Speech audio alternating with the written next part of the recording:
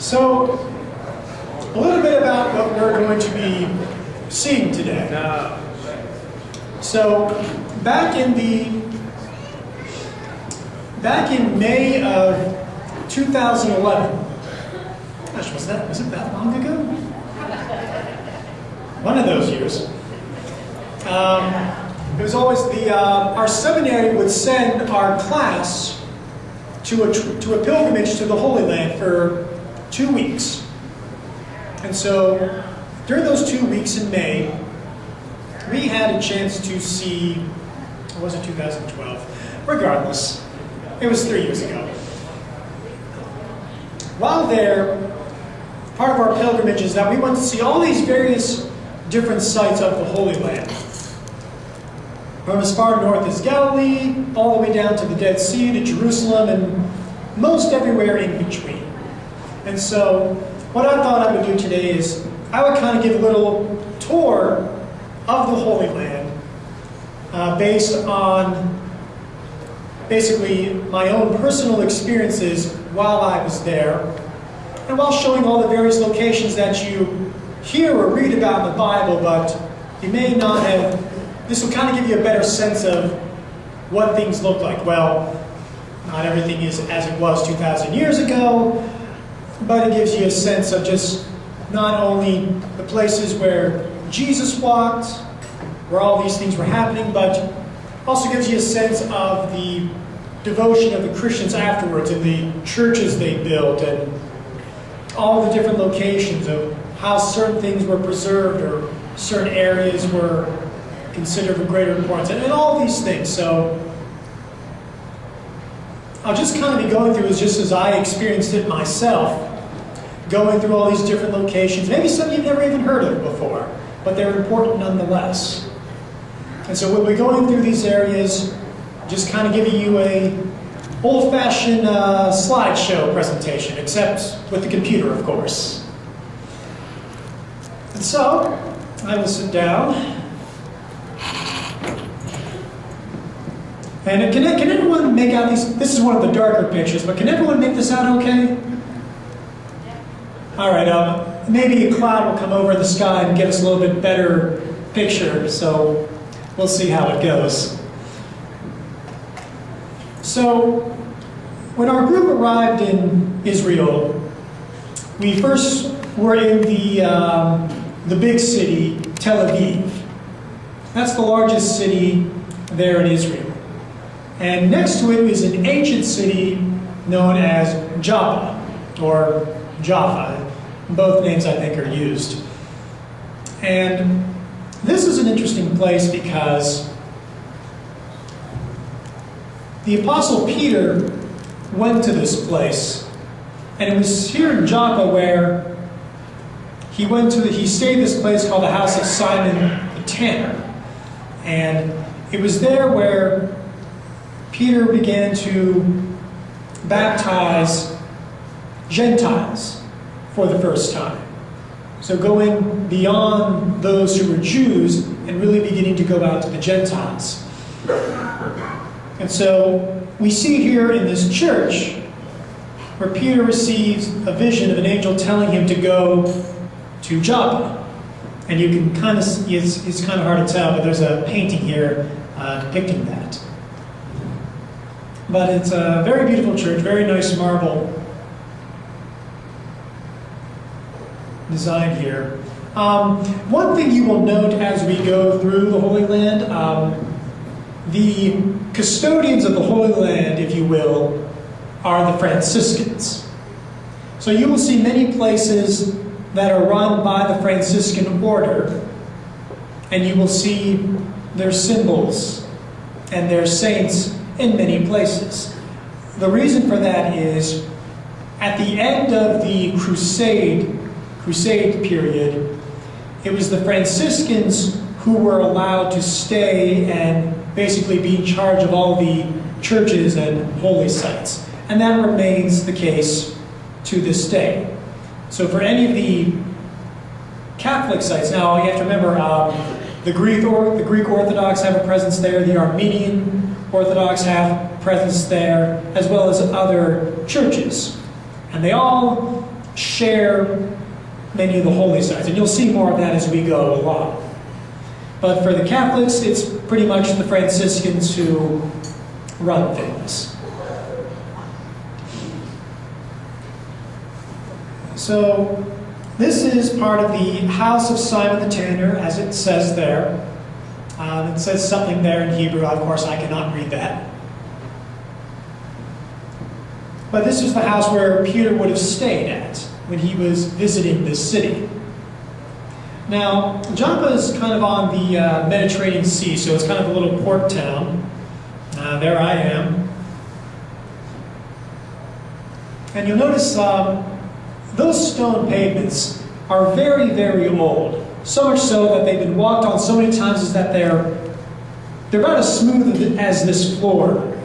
So very smooth. I almost was afraid I would slip on it. That's how smooth down the stones have gotten over the centuries.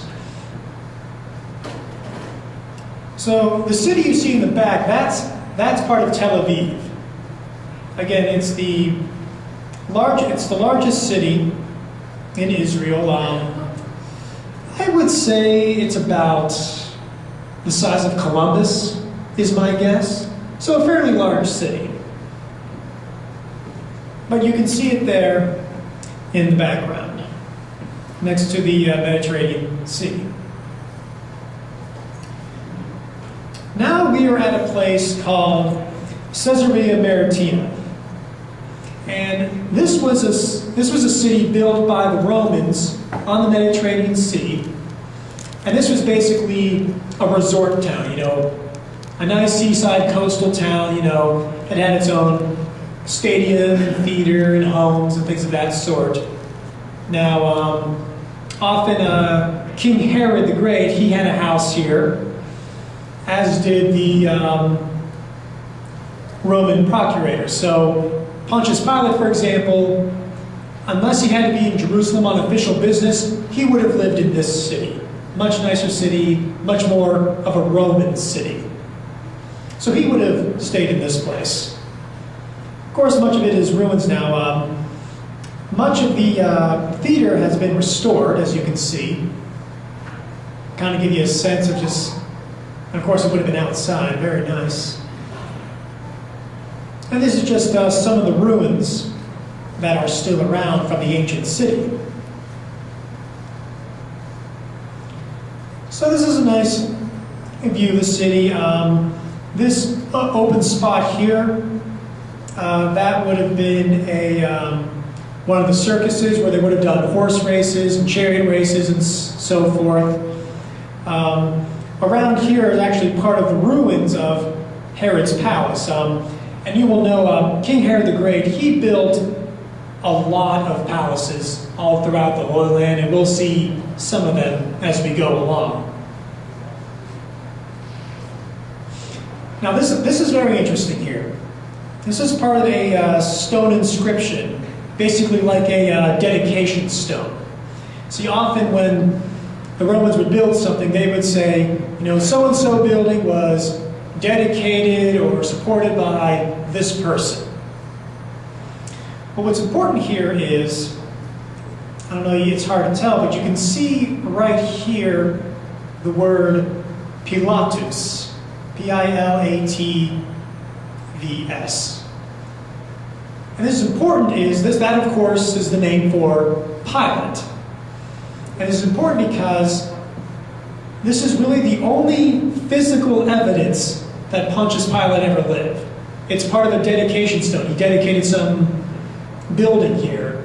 And so in the name of his inscription is on it. Of course, part of it is worn away, but you can still make out the Pilate part.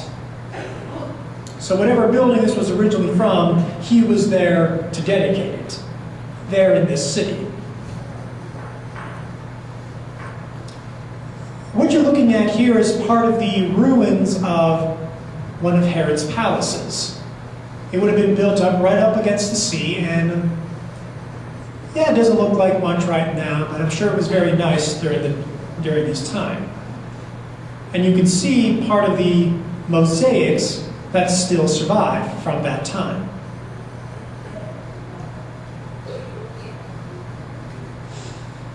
And just more of the city, what's left of it.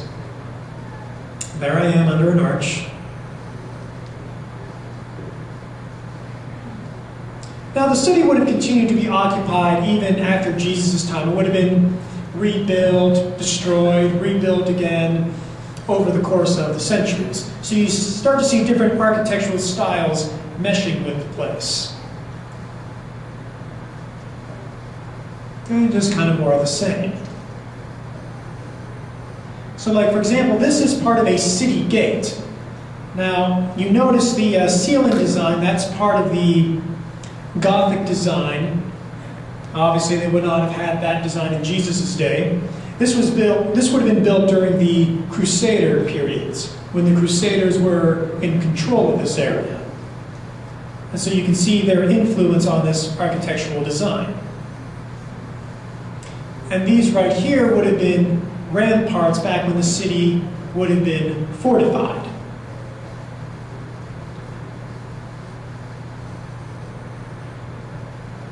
So now we're moving on. Now we are moving on to Mount Carmel. Mount Carmel is kind of a series of mountains in the northern section of Israel. It is Mount Carmel where, now most people think Mount Carmel, they think Our Lady of Mount Carmel. And that's because there were monks who lived in this area and dedicated it to Mary, and she became Our Lady of Mount Carmel. But the reason they even went there to begin with is because at Mount Carmel is where Elijah the prophet would often hide out. And it was also on Mount Carmel where he had his famous showdown with the 400 prophets of Baal on who was the true God, who's the true sacrifice, who was the true God up there.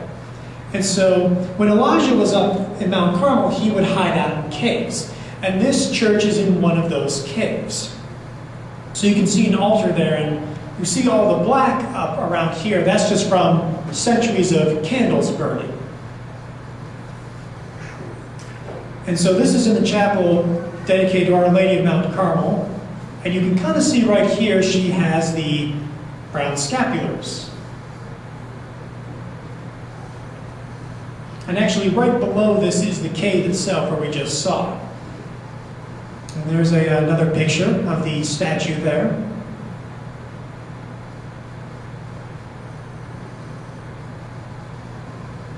And so right above here is where that statue of the altar was, and right below this point is where the cave is. You can kind of see it down here. And this is just an inscription where it talks about Elijah the prophet.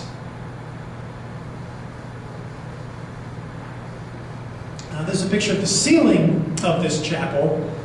Even if you had a clear shot of these pictures, no picture can do these colors justice, of just the brightness, the vibrance of these colors, of these paintings. What you're looking at here is the port city of Haifa, which is next to Mount Carmel. This is the largest port city in Israel. I believe the third largest city in the country as well. As you can see all these shipyards and such. It's kind of built onto a hillside here, as you can see.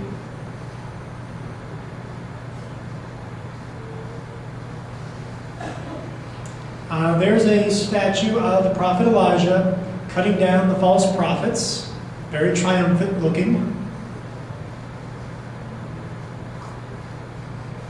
And then here's a church dedicated to that event. Now, if you're unfamiliar with that event, that was in the Old Testament where it was Elijah against the 400 prophets of Baal, and they had a contest on, basically, you call upon your God and ask him to create fire to consume your sacrifice. So you can't light it yourself, you have to have your God light it for you. And so the 400 prophets, they did all these things. They shouted, they chanted, they cut each other. Nothing worked. And then Elijah was even taunting him, saying, oh, maybe he's asleep, so why don't you shout louder? Maybe he's off. He needs to hear you some more.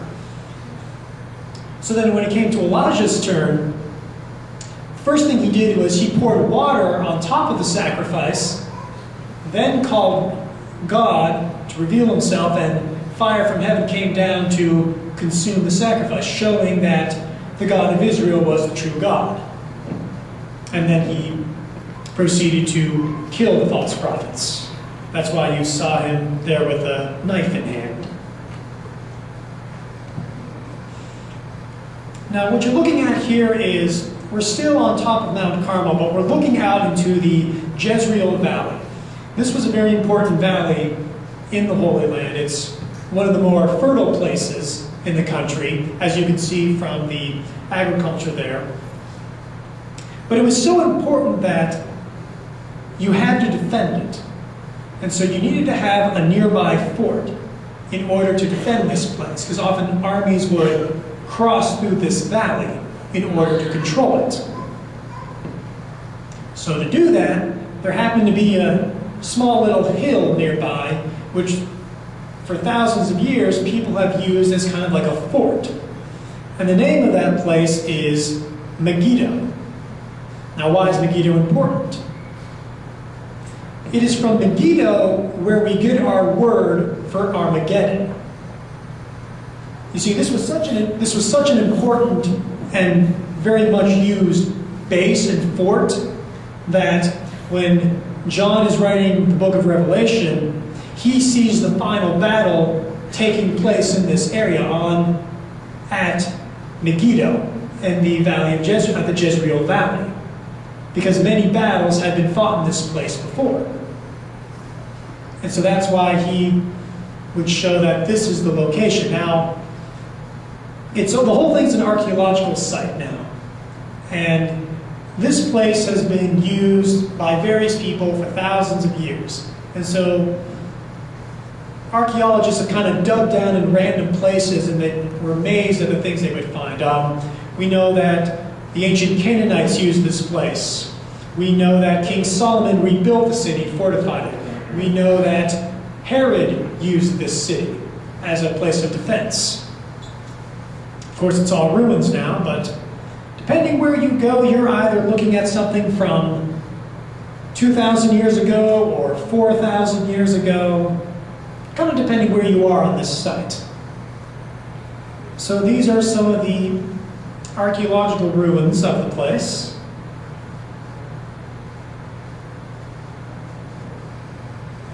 This is from Megiddo. What you see there is Mount Tabor, and it is on top of that mountain where the Transfiguration occurred.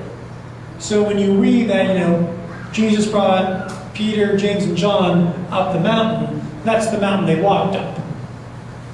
And it was on top of there where the Transfiguration occurred. And up there, of course, is a church, a monastery. And they say that every August 6th, the Feast of the Transfiguration, a cloud comes over the place. Because you read in Scripture, a cloud overshadowed them, and they heard the voice of the Father saying, "This is my beloved Son, whom I am well pleased. Listen to him." So that's where that happened, up on Mount Tabor. Even by car, it's kind of difficult to get up the mountain. And there in the background there, that's Mount Carmel in the background there.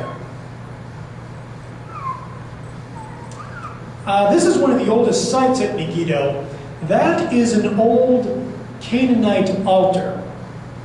And there, from what we know of the Canaanites, there is a good chance that there would have been human sacrifices at this altar, because that's kind of what they did back then. And that's one of the, and so you can see how much was built up. This all would have been completely buried at one point, as you can see. This would have been the top initially of this little mound. But over the centuries, they keep building on top of it and on top of it and on top of it to get to its present day height. This is actually an old storehouse, so they would throw grain and stuff in here, and so you would walk down this little staircase to get in, and then you'd take this little staircase to get out, and it would have had a roof covering over it. And that's all of us, all part of my classmates and tour guide here on the trip. It's very sunny in the Holy Land. There's not much cloud cover, so you always had to wear hats to protect yourself from the sunlight. Now, it was in May when we went, so it was hot, but as they say, it was a dry heat. So it wasn't too bad, but you still had to make sure, put on your suntan lotion every day, wear a hat, you will get burnt. Now you also notice despite that heat, we're all wearing pants. Reason for that. People do not like you going into their churches in shorts. They really want you having your legs covered. And so since most days we went into a church, we were told to wear pants. But also I noticed most of the locals wore pants anyways, so I guess I just know something that I don't about the place. But that's part of our attire there. There's me, sunglasses, hat. This is actually a trough when Herod used this place as kind of like a stable as well. So these are troughs for the horses, large stones they used for the place. But of course, since the whole place was a port, you had to have, it's hard to tell in this picture, but there's actually a tunnel that goes down to where they would have stored water and a place to escape, just in case. And so again, now I turn the flash on, so you can kind of see the underground tunnel that the people would have dug out. Of course, that staircase is modern, in order to go underneath the structure. And of course, that wall would have been done by hand, no dynamite, nothing to blast out, just keep chipping away at the rock until you get through. So now here we are at the Sea of Galilee. It's called the Sea of Galilee, but it's more like a large lake. But they keep calling it the Sea of Galilee anyways. But it's a good-sized lake, good-sized sea. And of course, this is the area where Jesus is from. This is where he would have grown up. This is where he would have done a lot of his ministry here in Galilee. So you can see a nice look here. Good-sized place. Down here is the ancient city of Tiberias, a Roman city. That would have been one of the many little towns along the Sea of Galilee. And here's just more of it ourselves. Now, the position where I'm taking these pictures is from a place called the Mount of Beatitudes. And this is where Jesus would have done his Sermon on the Mount. And we're on the top of that mount now. This is that's kind of the hotel retreat center where we stayed for about 3 or 4 days. Nice place. And this is the church at the Mount of the Beatitudes, here on top of the hill. Very nice place, well kept together.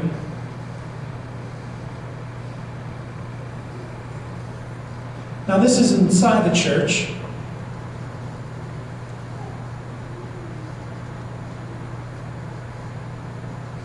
And this is the ceiling. And you can see on the windows here in Latin are the Beatitudes written out. It's a little hard to read them because of the lighting, but this one looks like it says, "Blessed are those who are persecuted for my sake."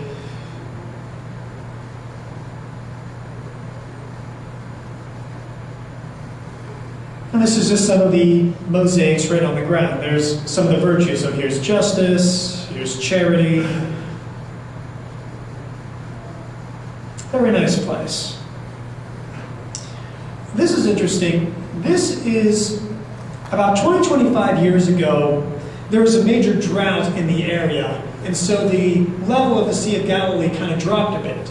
But when that happened, they happened to find this old fishing boat. A fishing boat that was from the time of Jesus.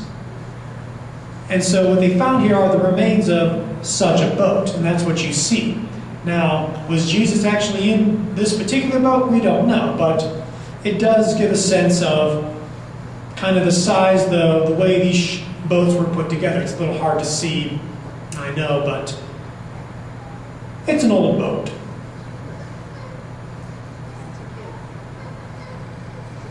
So now we're still at the Sea of Galilee.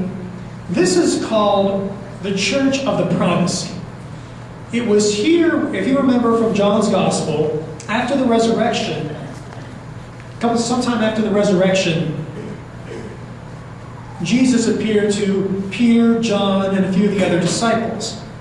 And they had breakfast there. And it was here where Jesus asked 3 times to Peter, "Peter, do you love me?" In which Peter says, "Lord, you know that I love you." Which Jesus replies, "Then feed my sheep." It's called the Church of the Primacy because it is here where Peter is given the commission to lead the church as the chief shepherd. And so this church dedicates that spot. Now, when I was taking these pictures, I tried to try and just go for like the look of the buildings themselves, but wherever we are, there are crowds everywhere. And so I decided to take another picture which kind of shows that. There are people all over the place, in every location that we go. Rarely do you go somewhere and you're the only ones there. So it's right up here along the shore of the Sea of Galilee. There I am, looking out into the sea. I tried to walk on the water, it didn't work. I guess I just did not have enough faith. Now this is inside the church. What you see here is the table of Christ, and it is said that it was like on this spot is where Jesus and Peter had their discussion, where they had their breakfast. And as a note, you see this cross right here? That's known as the Jerusalem cross. You'll see that symbol all over the Holy Land. And that signifies where the large cross in the center is Jerusalem, the Holy Land itself. And then you have the 4 little crosses around it, which signify that from here, Jerusalem, the faith spread to all parts of the world. So you'll see that symbol all over the Holy Land. Next, we're going to Capernaum. Jesus may have grown up in Nazareth, but Capernaum was his home base, if you will, from his ministry. Peter and Andrew are from Capernaum. This is the town they would have grown up in. And this is the town where, when Jesus was not traveling, he would return here. And he would have stayed at the house of Simon Peter. There is no modern Capernaum today. Jesus said in the gospel that he cursed the towns of Bethsaida, Chorazin, and Capernaum because of their lack of faith. Despite Jesus going to these places and living there, the people were slow to believe. And he said that these cities would not last. And sure enough, today, those 3 towns no longer exist. They're just ruins. So everything you see in Capernaum is mostly archaeological sites. There's a statue of St. Peter. You see the keys there, shepherd's staff, and of course a fish. And then the inscription, "Thou art Peter, and upon this rock I will build my church." Now what you see here is part of the ruins of a 4th century synagogue, which was built over the old synagogue in which Jesus would have gone to and taught at. Now what you're looking at here is very, very typical of Christians. We like to, when we found like holy sites, we built a church on top of them. You know, we weren't as concerned with archaeology and preservation back then, so you found a holy site, you build a church on top of that. If your church got destroyed, you build another church on top of that. and he just kept building more and more on top of things. So on the current structure is actually built above the house of Simon Peter, where he would have lived. Of course, again, it's just ruins now, but the church is built on top of it. So you can see the church inside, and there's the glass opening from which you can look down into the church itself. Well, the old house. There's Capernaum, what's left of it. Here's more of Capernaum. So you can see kind of like this would have been very dense, winding streets, little staircases here and there. And of course, all this stone would have been covered over by some type of plaster back in the day. And what you can see in the background here is the 4th century synagogue, which still stands. All right, now here's another look at this. Inside here is the house of Simon Peter. This area around it is a 4th century church. This wall is from a 6th century church. This wall here is from a later church, probably from the Crusader period. So they literally just kept building another church on that location, except a little bit bigger than the last one, over and over and over again. Here's more of Capernaum. And so what you see here is, the late 4th century synagogue built upon the remains of the synagogue of Jesus. So the white stone is the 4th century, and the black stone would have been part of the original one. And you can see part of it today. Now, there I am in Capernaum.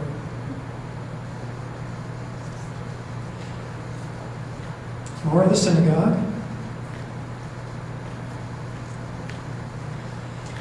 These are just some old wine olive presses where they would have crushed it to get their oil. Now here we are on a boat on the Sea of Galilee. Now, the way the geography is, it's very easy for a storm to come over these mountains, and the seas can get pretty rough. So, you saw the size of that boat. It's not a particularly large boat. And the waves on the Sea of Galilee during a storm can get about 5 feet, which, 5 feet waves don't sound all that much, but when you consider the size of that boat, well, now you can see why the apostles would be kind of afraid. And storms could show up very suddenly, too. It was just one of the hazards of going across the Sea of Galilee.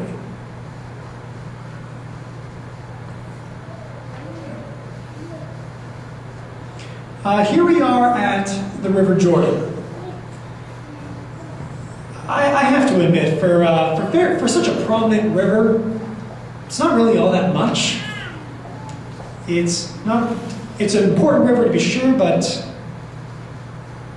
in some places I think the Nevis-Shillen River is bigger. So it's not like the Ohio River or the Mississippi River in terms of its immense size, but it's an important river nonetheless. That goes from the Sea of Galilee all the way to the Dead Sea. And people will actually have actual baptisms out here. You can see that's why we have the gate here in the middle of the river. And there's also places where you can just kind of walk in.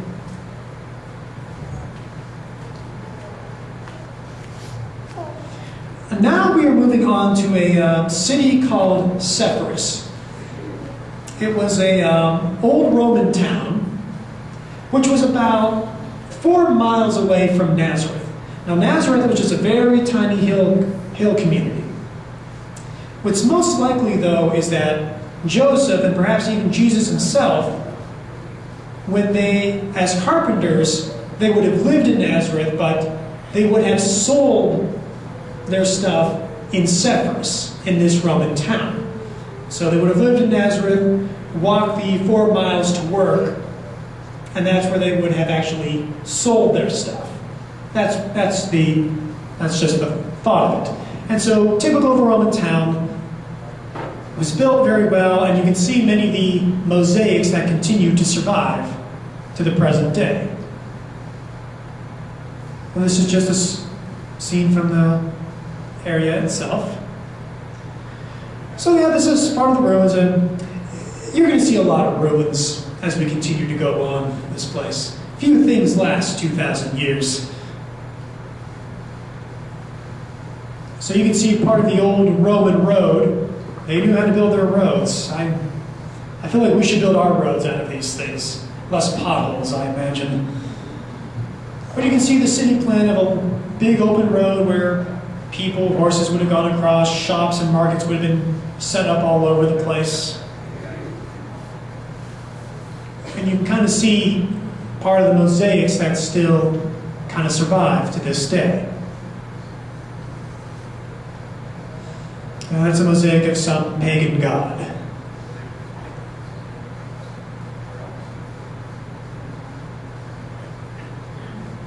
Now we are at the city of Cana.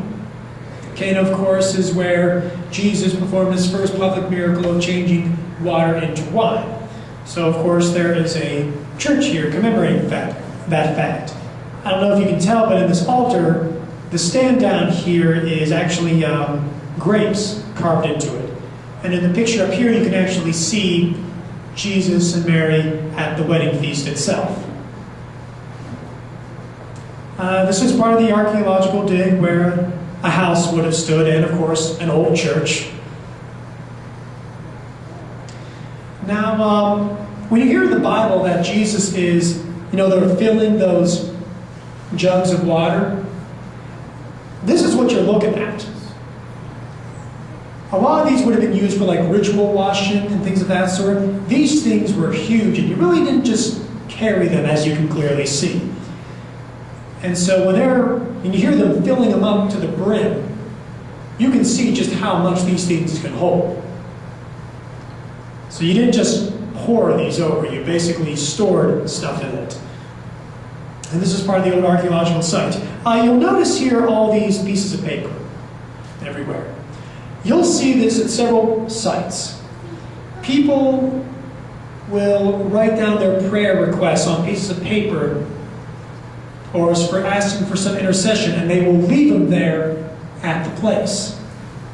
So maybe you've heard stories where, like at the Western Wall of Jerusalem, people will stick pieces of paper in there. Well, people will do that everywhere, through all the holy sites. People will do that. And so this is the church from the outside. Very nice place.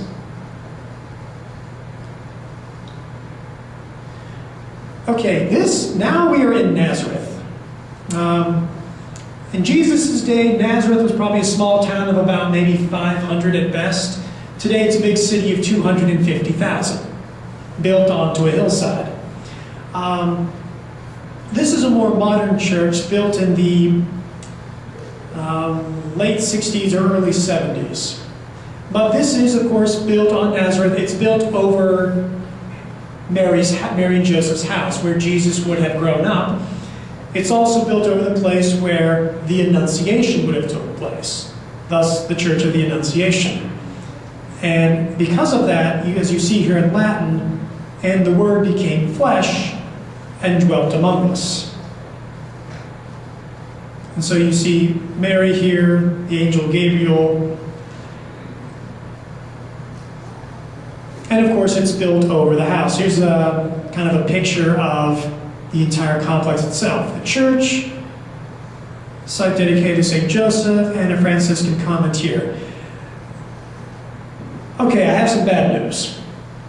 Due to unforeseen circumstances, my camera battery was dying at this point, and I knew it was about to die, which is why I took a picture of this map. And sure enough, as soon as I got in the church itself, it died on me. I have no pictures of inside this place. I have no pictures of the house of Mary and Joseph and Jesus. I have no pictures of Mount Tabor, which we went to later that day. For that, I apologize.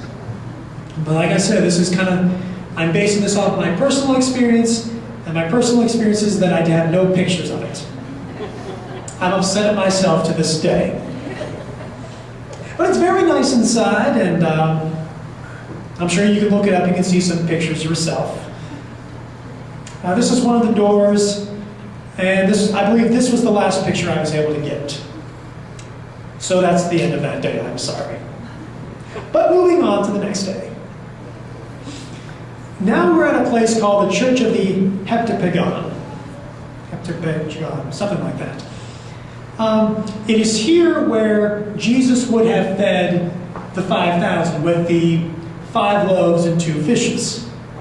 And just kind of shows up of again, an original church and then a bigger church was built. That's usually the case. The inside's fairly simple, but it has very nice mosaics on the floor, which of course you're not allowed to walk on anymore. But very nice mosaics in the church. You will notice this rock here that's the spot where it's believed the actual multiplication took place. As you can see, it's blackened from the very devotional candles in use. Now, you'll notice this mosaic on the floor here. It has 2 fish and 4 loaves, not 5. Where's the 5th one? The Eucharist that is celebrated there, that represents the 5th loaf of bread. So that's the symbolism behind that. And of course, the altar is built right over the spot. And this is some of the mosaics on the floor here of that church.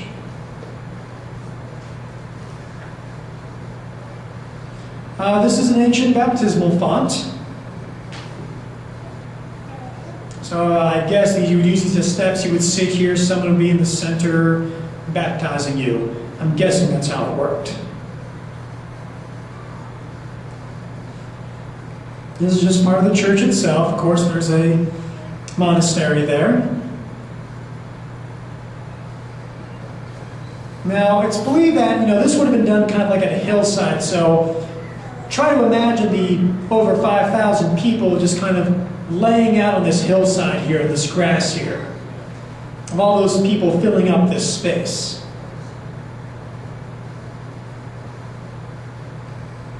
And now we are on our way, we're leaving Galilee, and now we're going to make our way south towards Jerusalem, towards the Dead Sea.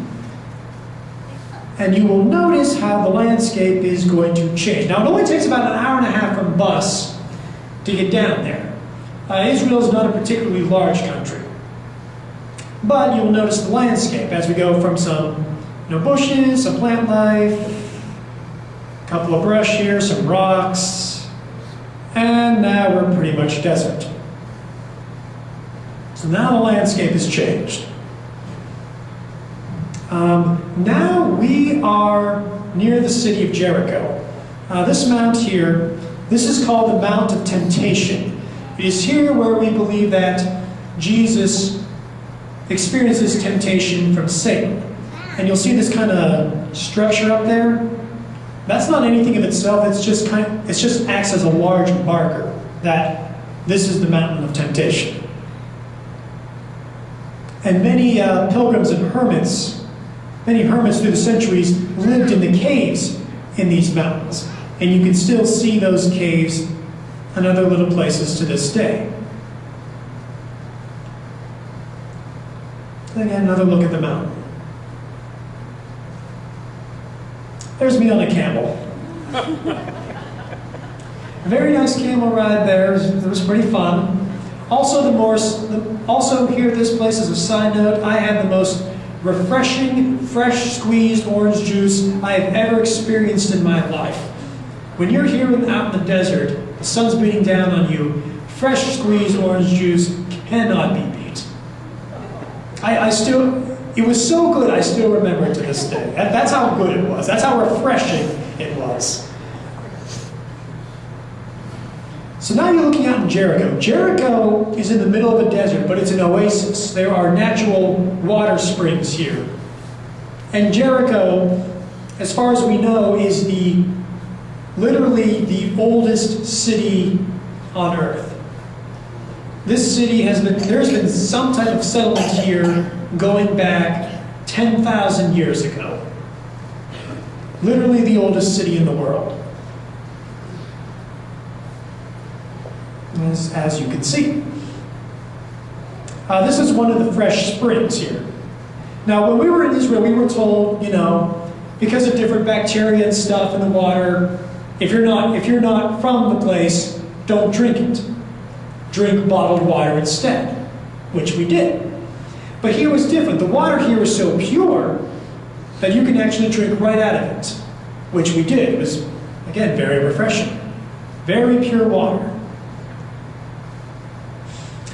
This in Jericho, this is said to be the last sycamore tree in the city. Why is this significant? It was in Jericho where, when Jesus was passing through, Zacchaeus, he climbed up a sycamore tree in order to see Jesus. Now, was it this very sycamore tree? I don't know. But I think it's pretty old, though. It's hard to tell.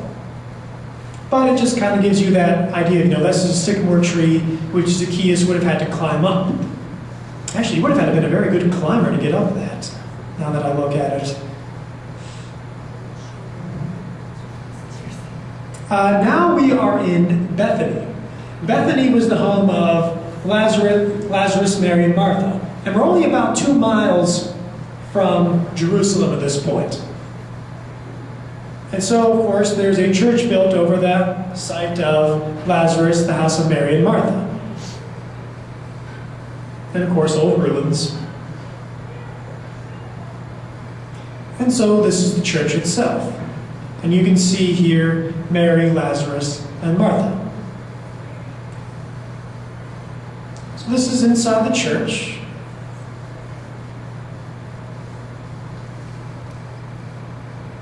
That's where Jesus says, I am the resurrection and the life.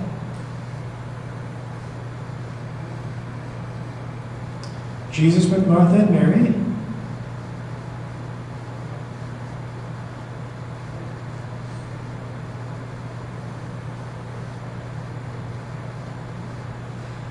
And this one, of course, shows Lazarus being raised from the dead.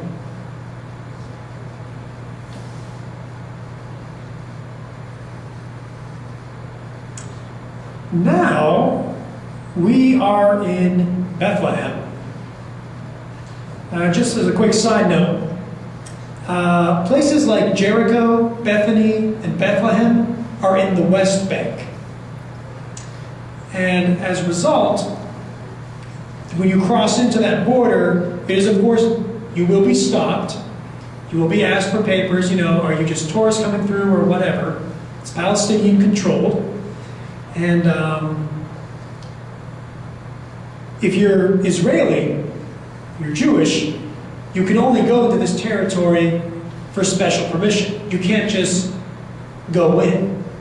Now, tourists are allowed in, of course, because both places rely on tourism.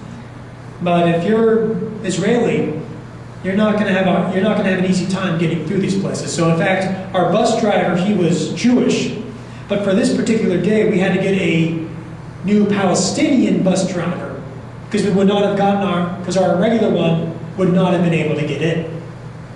So that's just kind of the present day realities of the place. But here we are in Bethlehem, and this is a church dedicated to, we're out in a place called like the Shepherd's Fields,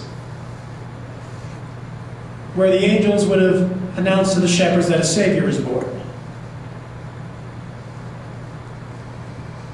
So you can see some artwork depicting that inside the church.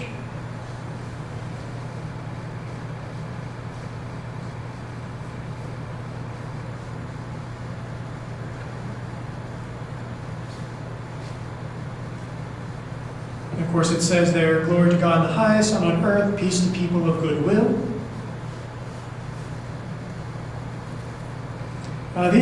Here we are in some of the nearby caves where the shepherds generally would have stayed.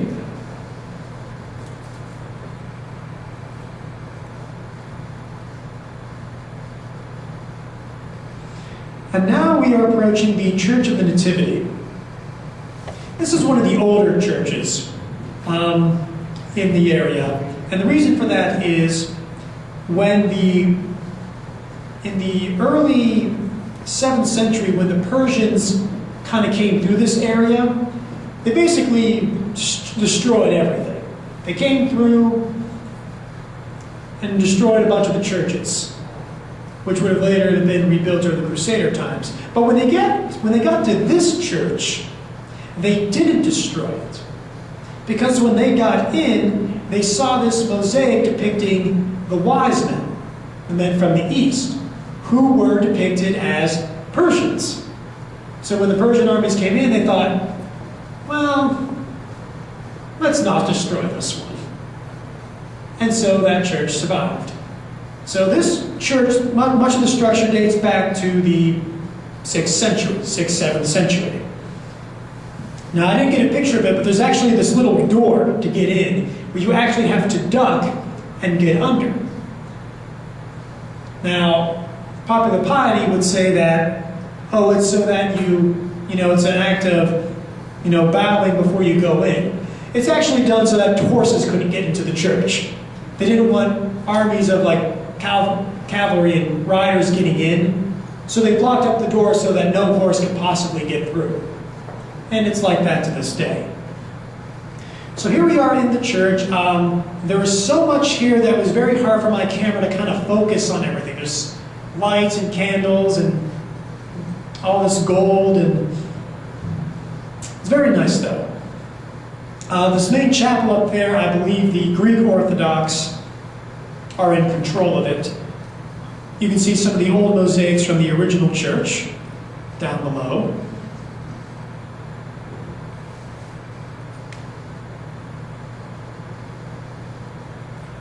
Again, it's very hard to get a focus here, but you have all these lamps and hanging lights and various icons in the back, very typical of an Orthodox church. Of course, many decorated icons with gold and silver, all decorating this church.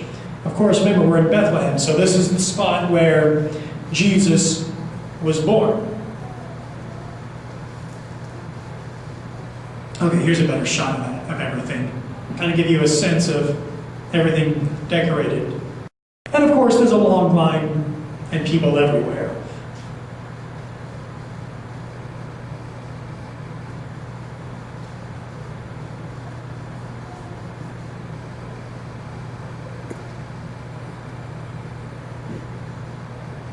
Various side altars for other churches. Here we are in the Catholic section of the church. We have our own little chapel.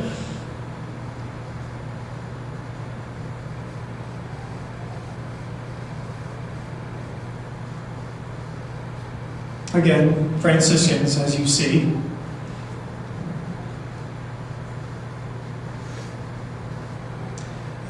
Here we are. You may know St. Jerome. For a good amount of time, he lived in Bethlehem, and he lived in the caves there. And so here is the chapel of St. Jerome, where he probably would have worked, where he would have prayed, where he would have had his private masses. And we had actually had mass down here. And that is his tomb, burial site of St. Jerome. So here lies St. Jerome, priest and doctor of the church.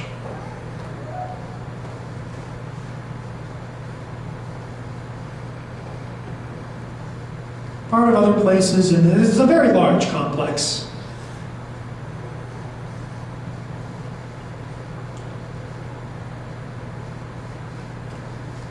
All right, now I have to tell this story.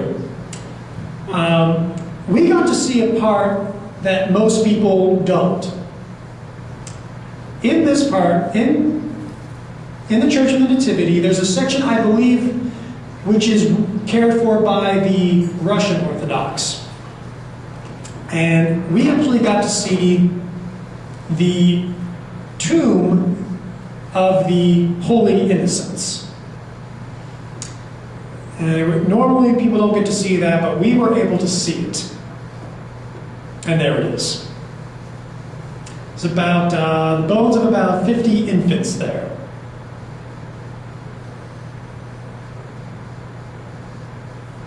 And these here would be the sarcophaguses of their mothers, who would no doubt attempted to defend their children, who died in the process. Very sobering time when I was there.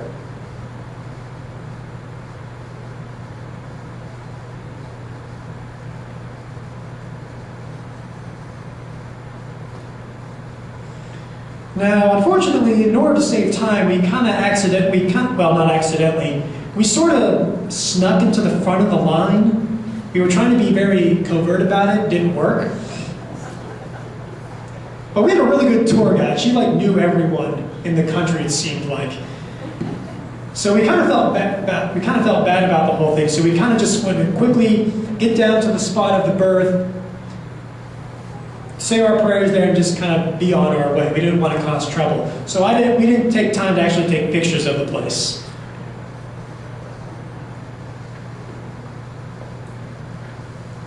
So they didn't come out well.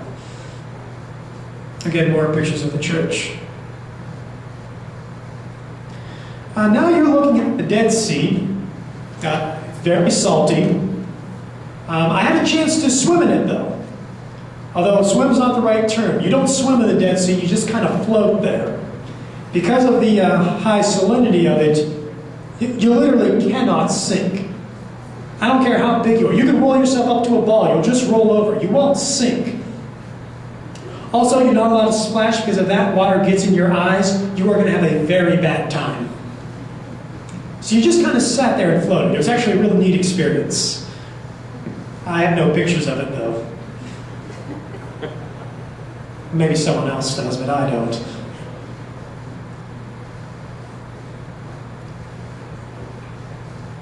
Now, what you're looking at here is the old fort of Masada. During the Jewish revolt of 66, in 70, Jerusalem fell. But the rebels held out here on Masada for another 3 years. This is mountain's about 1,400 feet tall. And to give you an idea of how low we are, I think here, where my cursor is, that's about sea level. So that gives you an idea of just how low we are. The Dead Sea, of course, is the lowest place on Earth, like 1,200 feet below sea level. I also had a chance to go to the lowest bar in the world. It was nice. And that's what it's actually called, the lowest bar in the world. But here's Masada. So it was a fort, and you can see this little path here. That's called the snake path. That's how you would normally walk up. Now they actually have a little tram and trolley that takes you up there now. So we took that up. But I was feeling kind of reckless that day, and I said, I want to go run down the path to see how long it would take. It took about 14 minutes, and I was sore the rest of the trip, but it was worth it. Going down that little path. So this is kind of like a model of the ruins up there. King Herod had originally built palaces up there. And this is part of an old Roman fort. You can see the siege wall in the Roman fort still exists when they surrounded the place and eventually took out the rebels. Well, I'll show you more of that later. This is just from the top of the mountain looking out. So here we are at the ruins of Masada.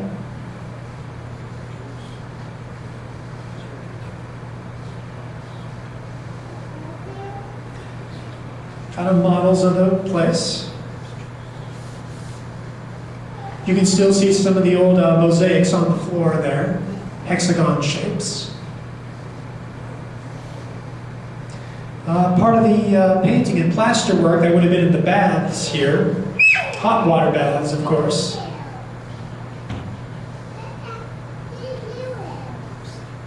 And so there would have been like burning wood underneath these floors here that would have kept the floor warm. Part of the ruins and the storerooms, vast storerooms and places to hold water. So the people who were besieged here, they could hold out for years in this place. But Romans, being how they were, they would find a way to get in. This is what the palaces would have looked like, just literally built into the hillside there.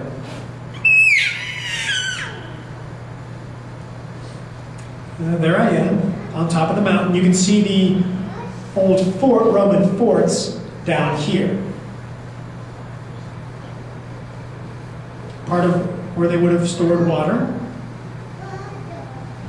Part of the ruins of the palaces.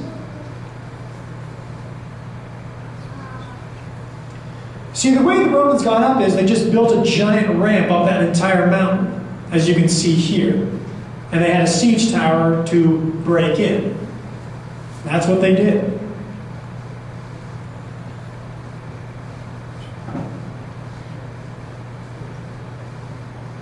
And there's another picture of that ramp.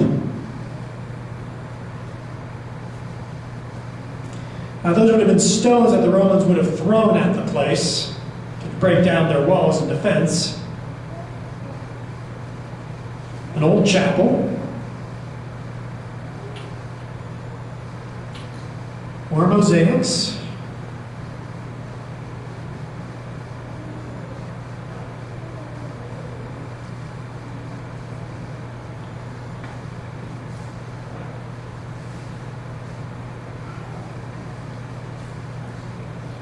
This would have been one of the water cisterns.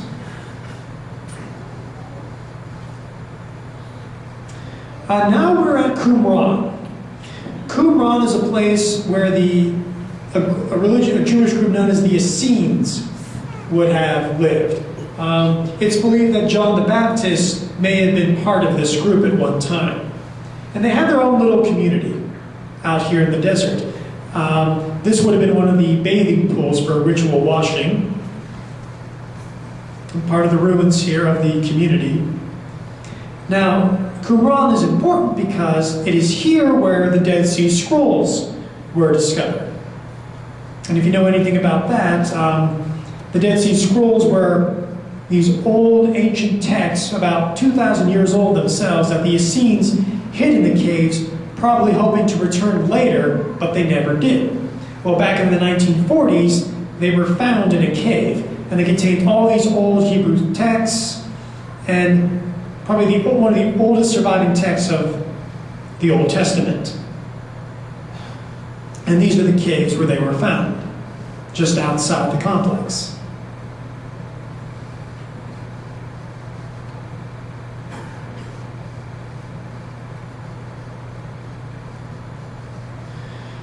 And now finally we are in Jerusalem. This is us in Jerusalem. We are looking out towards the Mount of Olives.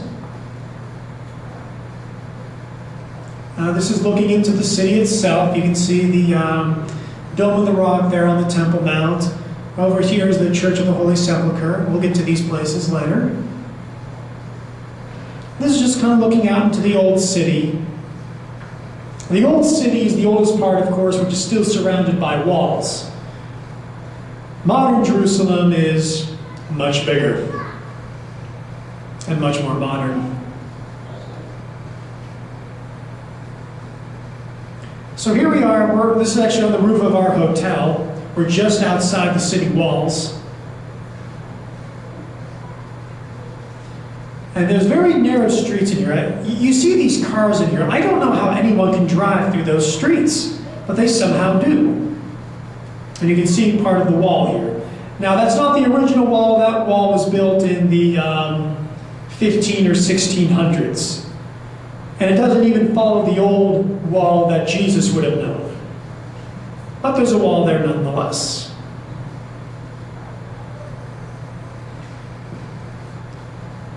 So this is part of the old ruins. This is the corner of the Temple Mount. And this is part of the Western Wall. And you have to remember, the Western Wall was not part of the temple itself. The wall was just a retaining wall. The temple would have been built on top of that, which of course is not there today. And you can see this little structure here. That's part of a large arch that would have been part of a big, huge staircase that would have taken you down to the city. And then, of course, there would have been a gate here, and Jesus would have gone up those steps many times. So here we are, making our way up on the Temple Mount itself. Of course, the Temple Mount today is controlled by the Muslims. Here we are on top.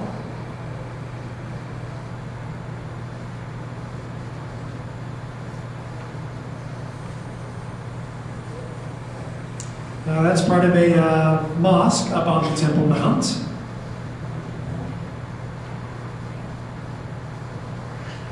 There's the Dome of the Rock itself. Non-Muslims are not allowed in there anymore.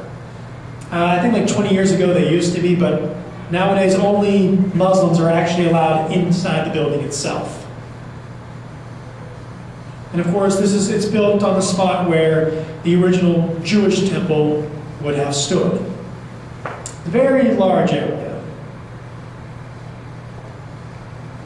This is just a close-up of the design on the Dome of the Rock.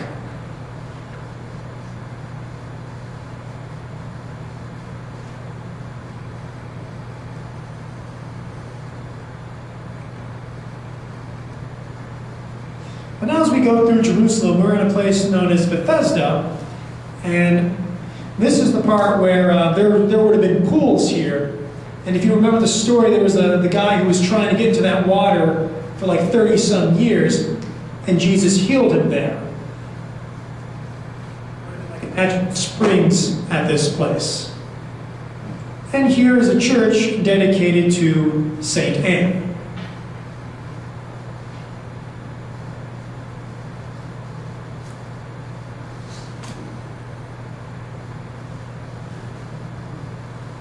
As you can see, there's a statue of Saint Anne and the Child Mary.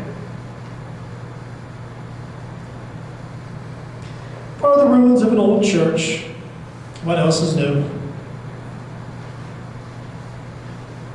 And you can see some of like the springs that would be down here in this area. At one point, this would have been outside the walls of Jerusalem, but eventually the walls would have expanded over time. And now we're going to begin the Via Dolorosa, the Way of Sorrows. And this is the path in which the true stations of the cross are. And this will take us all the way to the Holy Sepulchre itself. So here we start in one of the churches, which is in the beginning of the path. You can see the crown of thorns. That's a stained glass showing Barabbas going free.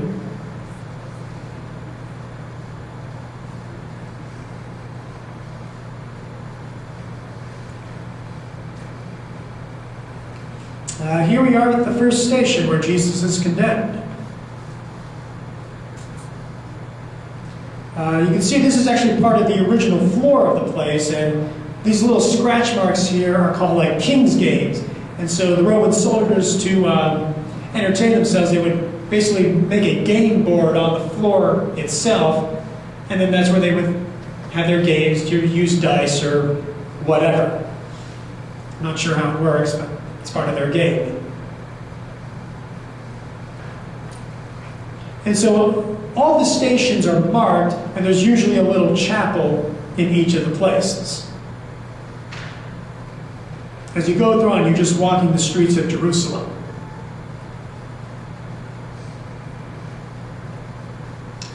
The old city of Jerusalem, by the way, is very crowded, very cramped, and sometimes you think you're underground when you are in fact not. This marks the third station.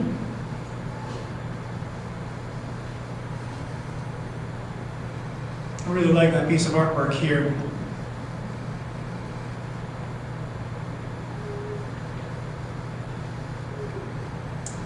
This marks station 4. Jesus meets his mother.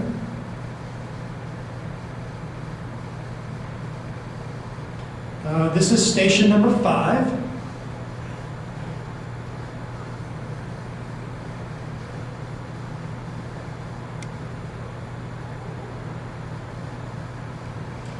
As we go through, you just kind of go through the streets.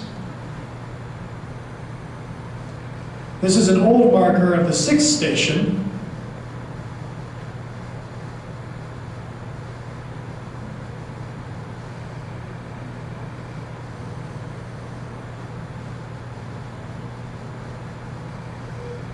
One of the various chapels here along the way. Now, just as a note, our tour guide She grew up in the old city of Jerusalem. In fact, it's kind of surreal when she says, yeah, I'm from Jerusalem itself. I grew up next to the 8th station. It's kind of funny when you hear it that way, but I guess someone had to live there. It's just kind of weird when you think about it. You know, being so close to these sites of which she would have just grown up at.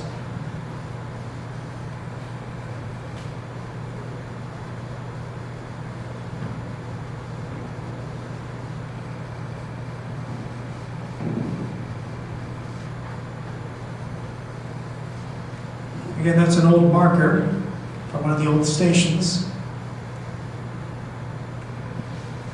And yeah, we're not underground. There's just so much built above us as we go through the streets.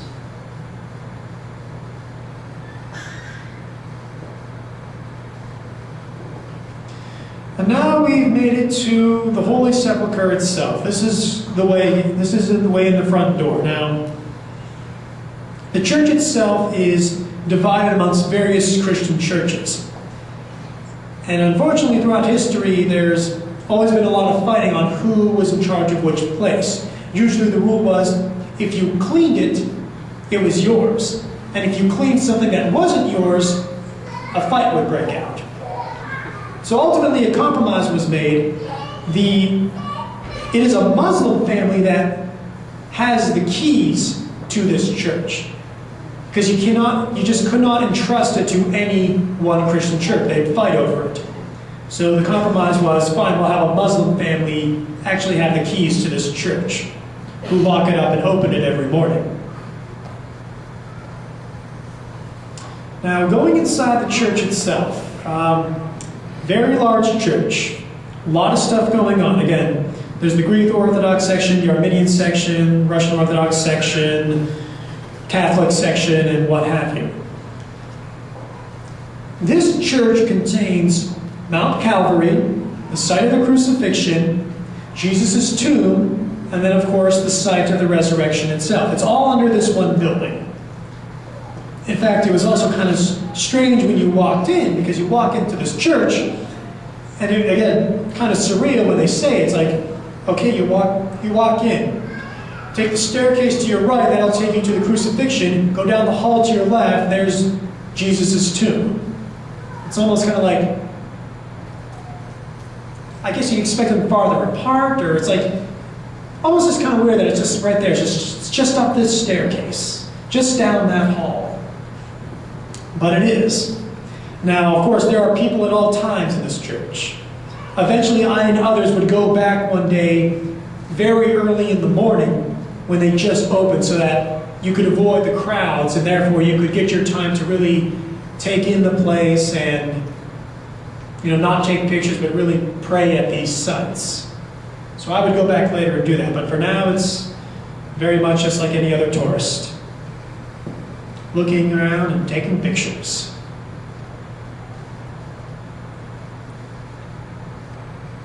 This is looking up from the tomb itself.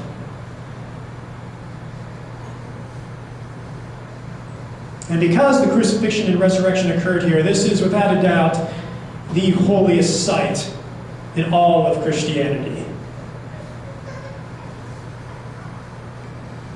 Yeah, those large candles, there's actually light bulbs on top of them. And so inside the structure is the tomb itself, the place of Jesus' burial and resurrection. You kind of have to crawl in, and they only let you like 1 or 2 people at a time to actually go in, say a quick prayer, and then get out so that other people can go in. And then there's Orthodox priests who kind of make that happen.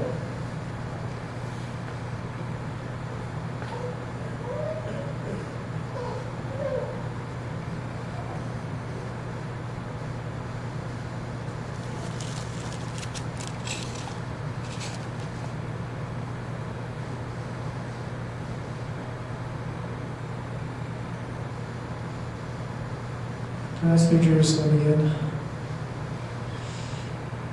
Now, we got to see a tour. There's an archaeological section of Jerusalem which they have been able to uncover. And we're going to be going through that right now. This is actually walking us going through the Jewish quarter. Now, if you remember, Jerusalem is divided up into four: the Christian quarter, Muslim quarter, Jewish quarter, and the Armenian quarter. And so Holy Sepulchre, of course, is in the Christian quarter, Temple Mount is in the Muslim quarter, and the western wall is at the edge of the Jewish quarter. The Jewish quarter is the most modern. That's why it has more modern buildings and much wider streets.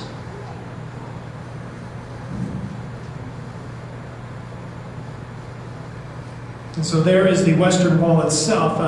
This would have been the stones built by King Herod. And these are massive, massive stones, by the way.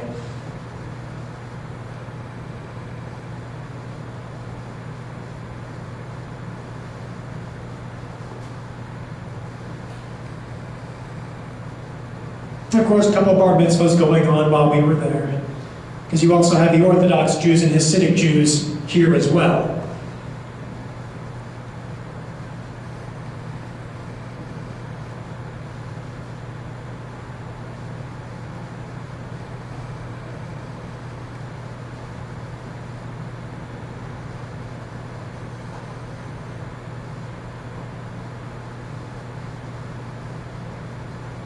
And so this is part of the archaeological dig of the old city that would have dated back to Jesus' own time. A lot of ritual baths here for bathing purposes.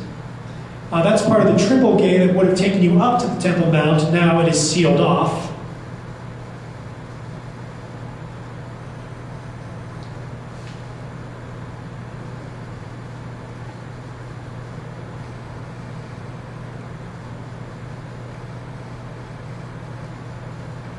Again, one of the ritual baths.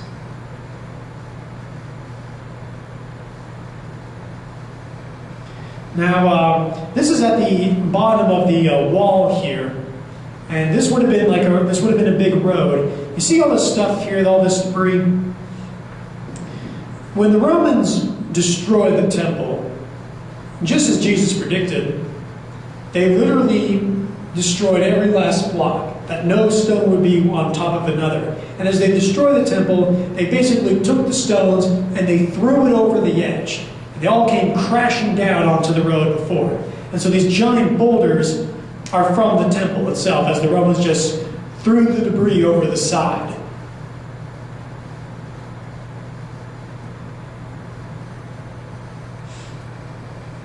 And that's part of the edge of the wall.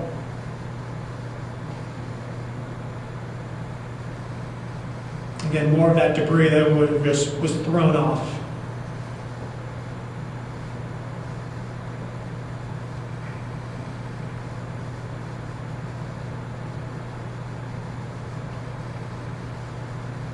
Again, here's part of that arch that no longer exists, where this big staircase would have stood.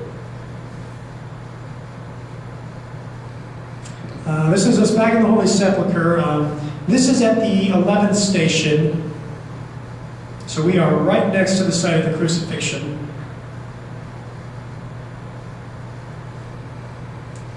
And again, it's hard to get the camera to focus here. There's a whole lot going on.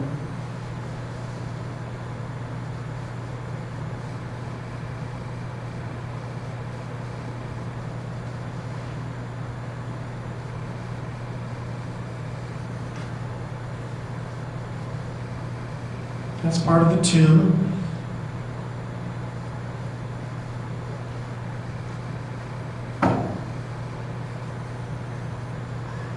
Those were old burial tombs that were never finished and used.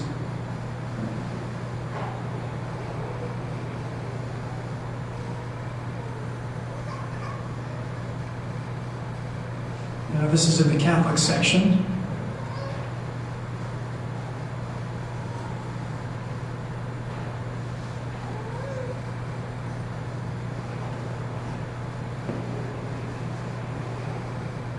This is the Catholic chapel.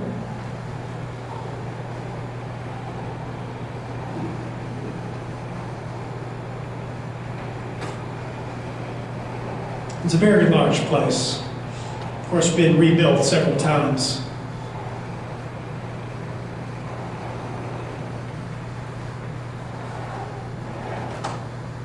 And actually, like, on many of the walls are little crosses scratched into it, of which over the centuries, pilgrims who would arrive, they would scratch a little cross in there, basically representing that they visited these places. They don't let you do that anymore.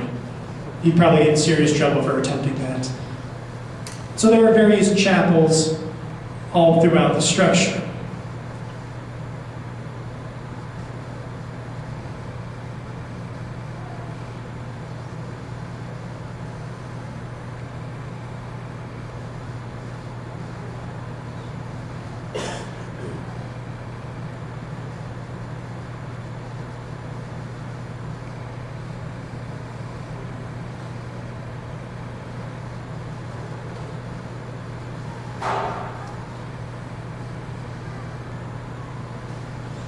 There's that little staircase that takes you up to Mount Calvary, which is right above here in this area. This is right at the entrance, too.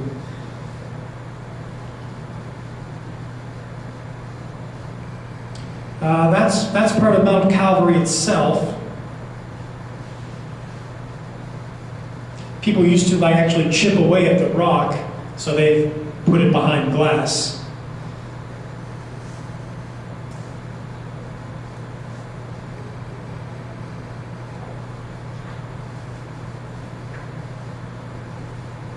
I could probably do a whole presentation on just this church. This is the site of the crucifixion itself. Again, there's always people coming through here. And what you can't really see is that underneath the altar is about right here. Well, underneath the altar, you actually crawl down and there's a hole. And you can place your hand inside it and you can touch the top of Mount Calvary itself, the very site of the crucifixion. And so you kneel down, you put your hand in there for a short moment of devotion and prayer. Again, it's best to do that early on before all these crowds show up.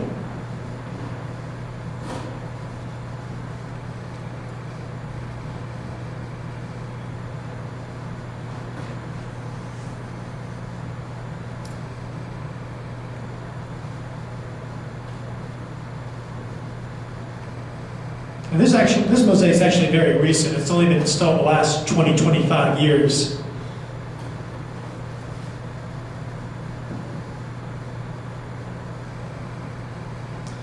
So now we are out of the Holy Sepulchre. Now we're out in the hill country where Mary's cousin Elizabeth would have stayed. And this is where the visitation would have took place. This is where Zechariah would have lived. And so, of course, there's a church there, built onto where his house would have been. Very nice church at that. In fact, so you would see here, there's Elizabeth, there's Zechariah. And it is a hill country. You did have to walk up a big hill to get to this place.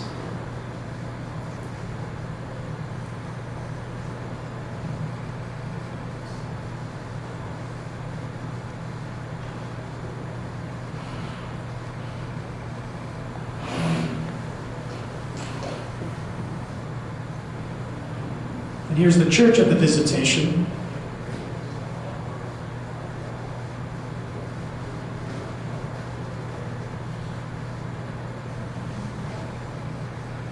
And there's very beautiful artwork in this church.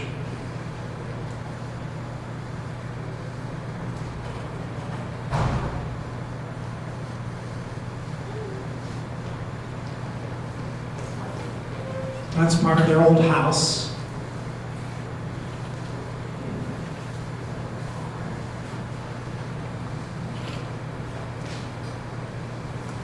There's very beautiful paintings in this church,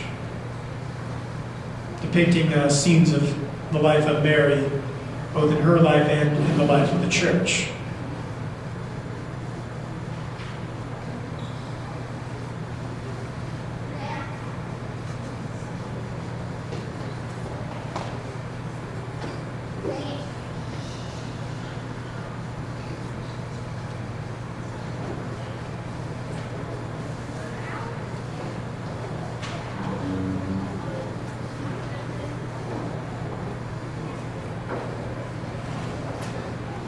I took a lot of pictures. This was a very nice church.